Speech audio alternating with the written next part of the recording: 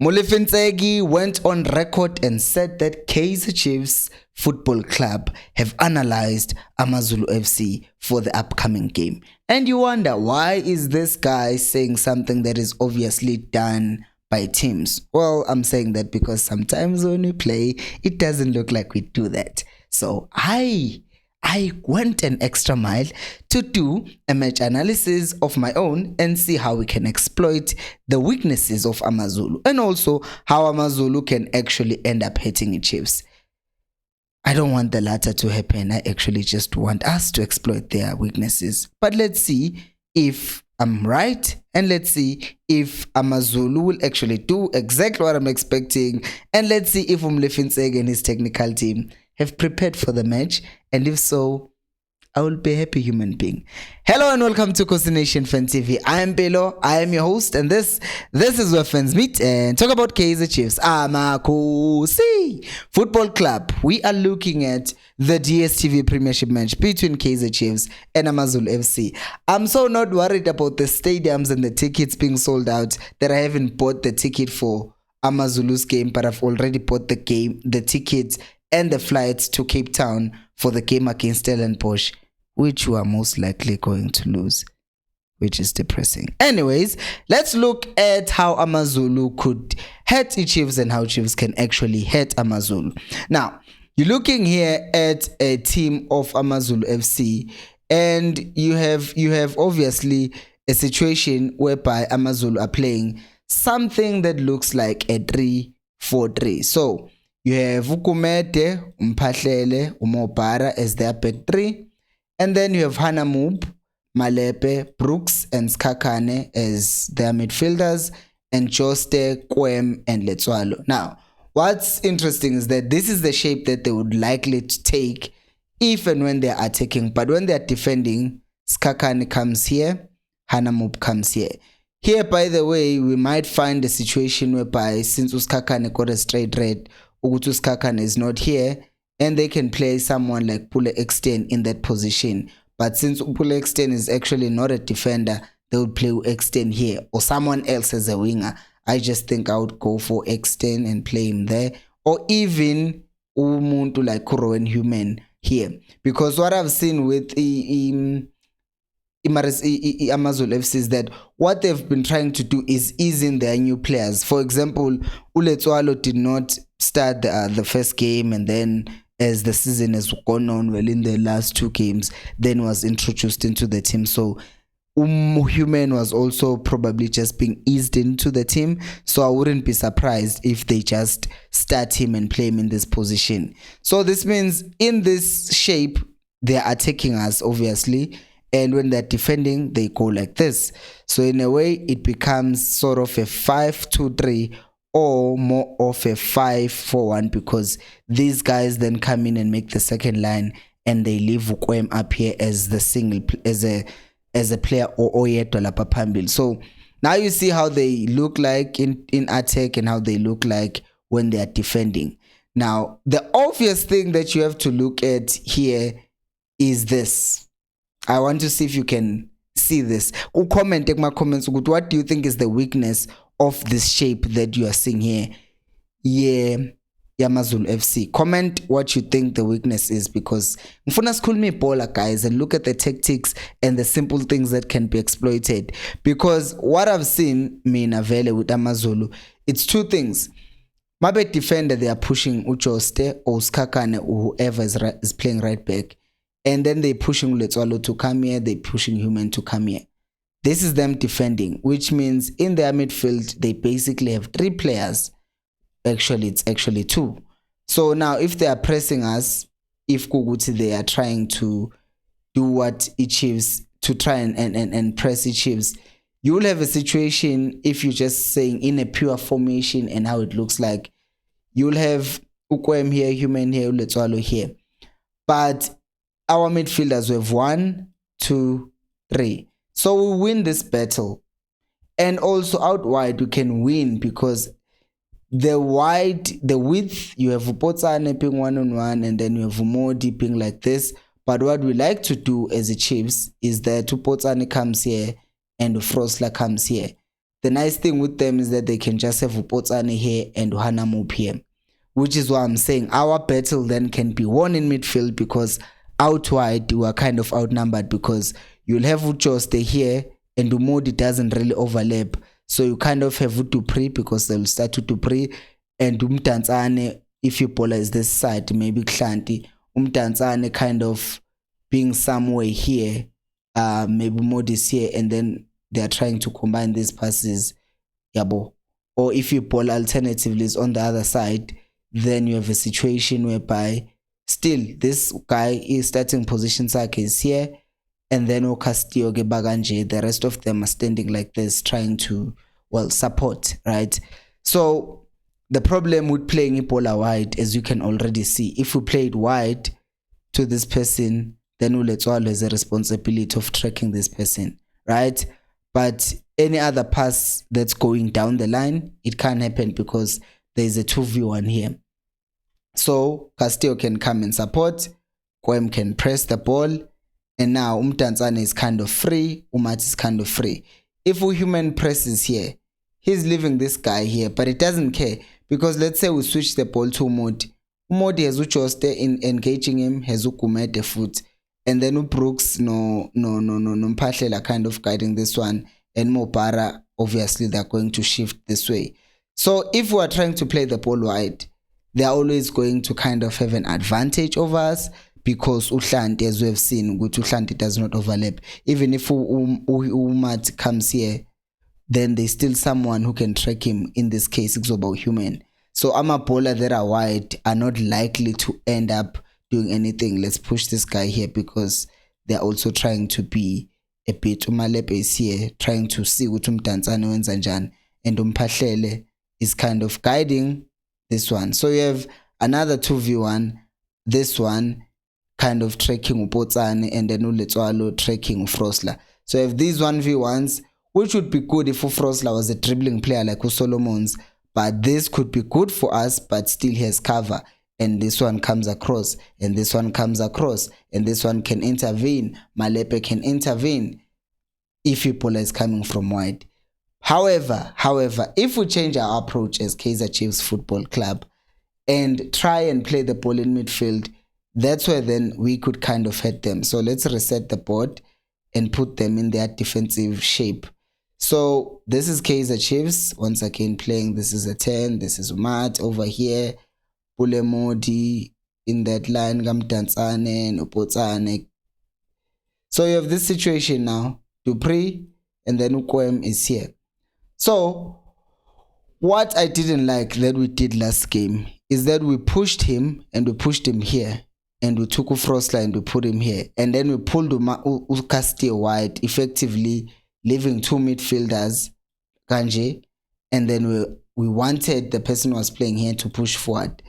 AmaZulu have now become kind of aggressive-ish. They're not, I will not say they're aggressive, but they're aggressive-ish.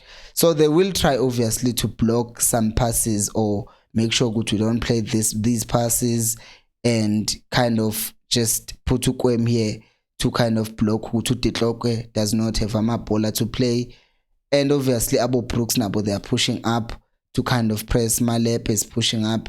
As I said, Joste is engaging, Kumete is engaging, Mphahlele is coming through, Mopara is coming through, and then there's this Potsane here, Letswalo staying wide, being the widest player, and Handamub trying to engage. So now we have this situation where Castillo is being played wide, and already if you look in our midfield, these players are both occupied. However, we build from the back as one would, and then we make it with Kanch. So when we do this, what this allows us to do is that this guy has to make a decision, because if we play the ball here, then a human has to decide, do I stay here or do I try and stop this pass that's going here?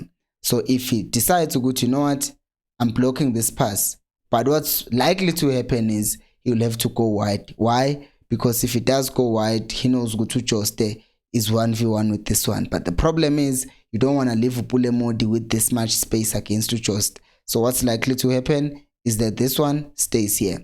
and if he presses anyone, he will be pressing him. But that's when we play the ball wide. If we play the ball wide and Castillo is not being played as a right back, then we push Umat. Umat now can support the ball. It's coming here. If Brooks chooses to engage, we still have Castillo supporting the ball. If this one tracks with Castillo, or Titlokwe, Nomsimango are still free. So if this one is tracking this one, the ball can still be played here. And once this guy, Ushant, has this much space, then he can be free to run with the ball, and then Umodi makes the space.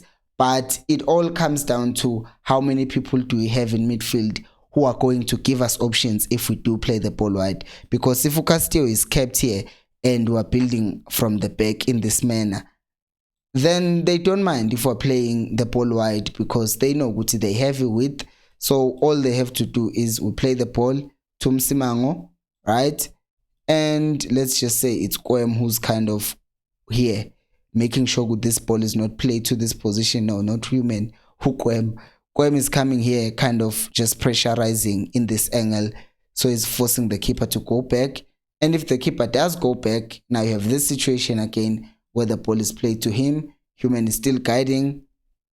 And then Kwem is, press, he's also guiding him. So we are going to have that situation, Yoguti. If you play the ball to him, then Uletwalo can also still afford to press this guy. Because if he knows Uguti is pressing Castillo, which was happening in the previous game, then what happens is Castillo, what options does he have? The option that he has would be to pass the ball, but this one is marked. If he passes the ball through the middle, this guy is assigned with just moving around. And you see this player is occupied, this player is occupied, this is a free player, also this is a 2v1, Hanamub is marking this one, and this pass is kind of blocked to this one, because once again, you can't pass the ball to Frosler unless, again, our teams, what I've seen is that they are happy to let us be in this situation, because what ends up happening is when the ball is played back to Msimang, he then tries to find the Frosler who will be past the ball, and the pass will not be accurate enough by Msimango or Titlok if he's being pressed, and then he plays the ball here, and it usually doesn't work. So our teams are happy to make sure Guti, as long as we're blocking this pass that's going to be played wide, Upotsane is engaging this one, and they still cover, they still umpahlele to cover Dupree. This one is covering anything that happens here, or in case Ebola is played to Dupree, Umpahlele is still covering, Ukumet is still covering. And since the ball is on the left, Vele, they are all pushing this side. So they are not that much worried in that case, because even if somehow we do switch the ball to Pulemodi, then there's Uchoste, then there's Ukumete. So they are doubling up on him already. Umat is supporting, but is also being marked, and everyone else is just moving across, because not Dupree obviously is going to move across. And if Upotsane is moving this way because he's inverted, no, Frosler follows him, and that's when this one follows him. And Castillo, even if he does follow up, at this point you have a situation where AmaZulu, these ones are marking these two, and Umdantsane, my pusher, is engaged by this one, and Brooks, Nomat, they're kind of engaging each other as well. And then we're just tracking back wide. Ushanti stays here, and all of a sudden it's a 3v1. Wide as the option. Our only chance is to try and make sure what's in our midfield we make things happen, because if we don't make things happen in our midfield, then we are going to be in a lot of trouble, because we saw against the Galaxy, we can see it again in this game. So I will always say this thing, Guti. This thing, Yoguti, we're building up from the back, but the players are on the edge of the box. It's not working. Abaqali bola la emumva phakathi, where the guy can just hover around, human can hover around, and this one can be wide. So when they're hovering around, forcing to commit all these players, and Castillo is in the middle, then all of a sudden we have this situation, Yoguti, we have this 3v2 situation. So kumele ba decide, am I picking Ulo? Am I picking low? If that does happen, all you have to do is to basically lababa engage. Let's not forget them. You still have a free player here. So if he blocks this pass and Segne pass that's available straight to this player who's not marked. If Brooks comes here, Umat is available. We play the ball here. And then we still have Upotsane also because he's inverted. We have Matt, we have Umdantsane, we have Ashley, we have Upotsane. So now it's this box midfield that we're playing. The ball here, you go here, the ball is played wide, and now players are being dragged. Now we can attack them, go with play the ball wide. Frosler does what he does. Ashley's here by a track. But all of this starts with making sure, Guti, we have enough players in midfield so that when they do try to press, we have options in midfield and not always being forced wide. Because when we're forced wide, most of the times we don't have a choice. As I'm looking at the thing right now, Guti, I didn't change the scene. and I'm aware Guti didn't see. So what I was saying is that I don't get why we should be here when we're building up from the back. They should be in here like this. And then these guys, if they press, they be aggressive. Banam options out. If you press lo muntu lo, umuntu angadlala ibhola la, let's all comes here. Frosler the tag kumele starting position sakhe sibe a bit deeper because he gets the ball and now he has the space that he can run into. But now, depending on what these guys decide to do, if Umalepe engages, comes wide, we play the ball back into midfield. Leo midfield that is now pegged with our players because you look at them now, who do they have? They have Brooks in midfield. They also have, I lost one player. Who else is the player that I lost of this team? Oh, let's always playing wide. Yeah, so Baganji, they're in the situation now of Guti. Back three yabo, Iganje Uhana Move now has inverted because yeah, this is their back three. Sorry, just a second. I misplaced players here. So you have Uhana Move now as their furthest player wide. You have Umalepe here. If he engages, then we play the ball here. Here's a decision. Do I engage this one or do I do the ball is played to this one? And all of a sudden, we still have free players because these ones cannot be too aggressive on Dupre because all Dupre has to do is if he gets the ball, he plays a 1-2 and then the ball is played to Potsane who can play the ball into the space, then we attack the space. But all of it happens because of options in the midfield. And if we don't have options in the midfield, we're not playing these three players, 1, 2, 3, then we have a problem. And alternatively, if Kuguti we don't want, since we want Uhlante to be inverted, it seems like that's the plan. We can start in this shape still. Like have Castillo no Uhlante be a double pivot and push Umat a bit up front and kind of play this box midfield thing that is being played by everyone and their grandmothers. You play the ball to Msimango, Letwalo tries to press him, there's that pass. If this one decides to engage, there's another pass that is being played. Now, you see this? I have to make a decision.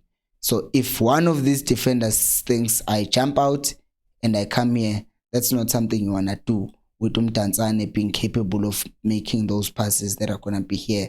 Or you can play the pass here and then the space is open because you are pressing aggressively. So all the Chiefs has to do is pick up our midfield. I complained about this in our previous game. Our midfield is not good enough. Well, not good enough, is not set up well enough. If we fix that, we can win against AmaZulu. If we don't, then we're going to be in trouble. What do you think of the game? Give me your match predictions as well down on the comment section below. Thank you so much for watching, and until next time, remember, equals Alpelu Moy.